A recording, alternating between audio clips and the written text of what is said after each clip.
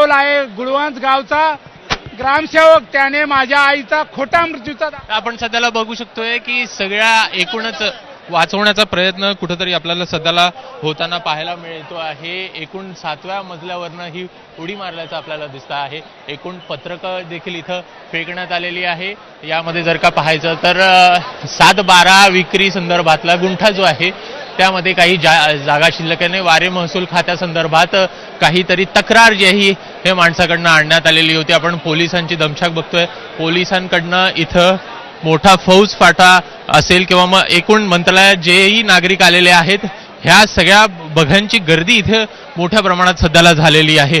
एकूणच काय नेमके परिपत्रक होते, काय नेमकं म्हणणं होतं या सगळ्या या लोकांचं, नेमकी ही जी उडी मारलेली आहे त्याचं काय म्हणणं आहे हे जाणून घेण्याचा प्रयत्न देखील इथं सध्याला पोलिसांकडनं आपल्याला होताना पाहायला मिळतो आहे। तर अधिकारी वर्ग देखील इथं संपूर्ण पोहोचल्याचं दिसतं आहे आपल्याला।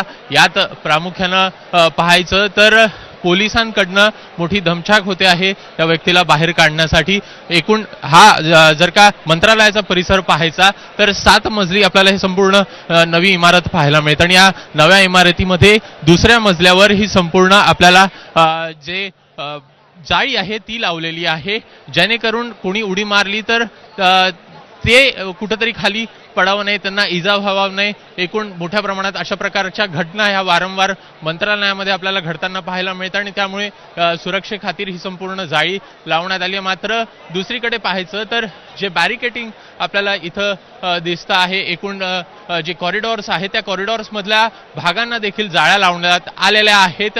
या संपूर्ण भागात जाळ्या लावणं देखील ही ह्या संपूर्ण अशा प्रकारचं कृत्य जे आहे या व्यक्तीकडनं आपल्याला होताना पाहायला मिळालेलं आणि त्यामुळेच एकूणच मोठा गांभीर्याचा विषय हा संपूर्ण आपल्याला सध्याला पाहायला मिळतोय। निश्चितपणे अभिषेक, आपण बघतो आहोत कशा प्रकारे जाळीवर हा तरुण चढलेला आहे आणि त्याला तिथून बाहेर काढण्याचा प्रयत्न पोलिसांकडून सुरू आहे। काही वेळापूर्वीच जी प्रतिक्रिया या संदर्भात